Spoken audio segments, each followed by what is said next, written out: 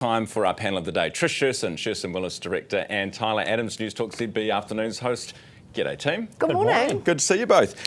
We've just heard that the protest is over for those who've been following developments. In fact, it's taken a while, but this is at Stockton mine. The two protesters who were up on the coal bucket are now down and they are in police custody. Trish, do you think it was worth it?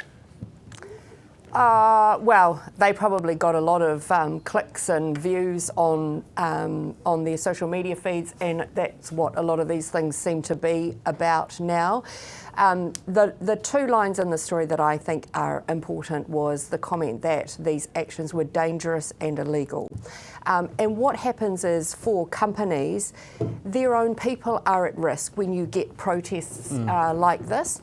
And the way I view this is, if I as a company director sent some of my team out to do something like this, can you imagine the safety plan I would have to put together and put in place? How many road cones I would have to do something like this? And I think the lesson here is you can't operate outside the law. No matter what the cause, you can't do things that other people aren't allowed to do. And I really feel for this company. Yeah, I mean, one of them looked about 60 years old. She didn't look like a thrill seeker. So how she got into that bucket, I don't know. She was lucky that nothing happened there.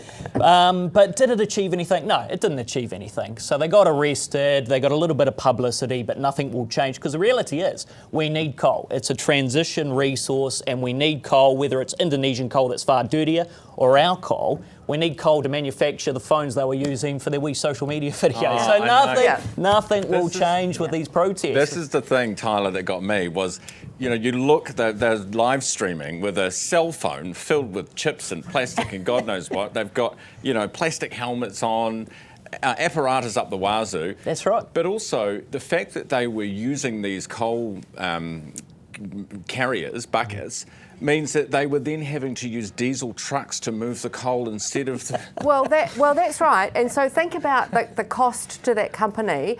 But we had a situation, this was a few years ago, where there was an illegal protest of this nature. And the protesters, having been arrested a couple of weeks later, came through and said, could we have our ropes and equipment back? Thrifty. Yeah. But also, can I say, dropping their waste over the side into that beautiful creek, come on. That's not environmentally friendly. Were they really? They were. You're kidding me. No, nice. Well, if you're up there that long, the shiwi ain't going to cut it, is it? Where's the commitment? Teachers are striking today. This issue is one you can understand why people are on the picket lines for. A 1% pay offer per year for 3 years. That's less than the rate of inflation, Tyler. You can understand why they're out there? Yeah, but what do they want? I haven't heard what they actually want, and I do agree that they need to go back to the table. The 6 days that they supposedly negotiated and then said, no, bugger it, we're going striking, I think was unfair. They've got to come to the table. And what exactly do they want? So they haven't told the government at this stage what they're actually asking for. Is it 2%? Is it 3%? Is it 4%? And then when you look at what the teachers are asking for here, is it so much about the pay, or is it about the workload and whether the new education curriculum that's come in will help with that workload? So there's a lot of questions there that I don't think we're asking before they took the strike action, and I think that's unfair for parents, for the kids, and also for for the ongoing support of the education system. Get back to the classroom, get back to the negotiating table.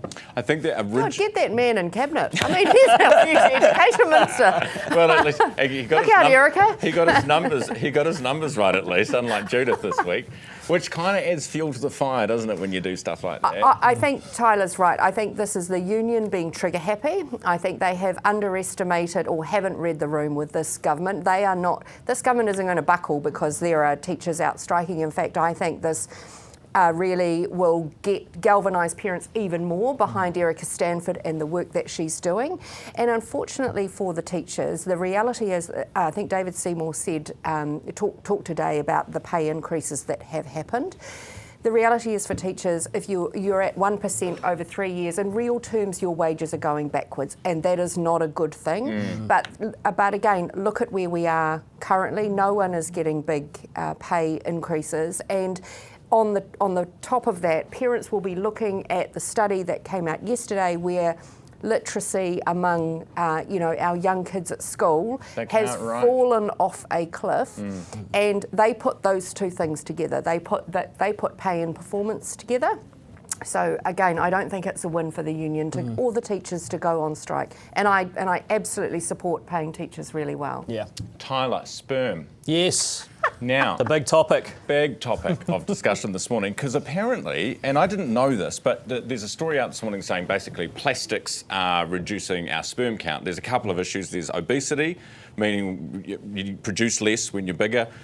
Age, we've got an ageing population, so you produce less. But also plastics that are getting into our food and into our bodies are having an effect on our sperm count. And we've lost, apparently, 1% of our count every year for the past 50 years. Yeah, it was terrifying, but what do? I mean, is giving up plastic, how do you give up plastic completely? Is using a reusable coffee cup going to save my sperm? Hopefully, but I don't know. I mean, it's terrifying. We need babies. I thought you were going to say reusable condom for a second. Well, maybe. There's a bit of plastic in that as well, apparently.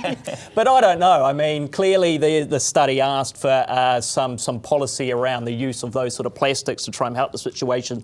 But as you said, obesity is a big part of it, staying healthy. So maybe men out there, just hit the gym a bit more.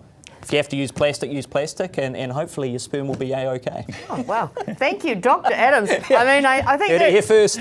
Two lessons here. One is, we want a high sperm count, but we also want to be able to use Tupperware. And number two, look after your boys. If I had to sum up Tyler's position, I mean, it's really irrelevant for me. I've had my years of needing sperm are done, so great relief. So the rest of you, good luck, everyone. Noted, Ryan. A low exposure risk for you, you might say. But I was just thinking, 1% a year for 50 years. Does that mean in 50 years, and we should ask the Minister about this actually, in 50 years, does that mean we'll have no sperm left? I suppose so, yeah. No. That's the basic mathematics there. But that's the end of civilization. Excellent. Yeah. On that note, thanks, team. It's been a good ride.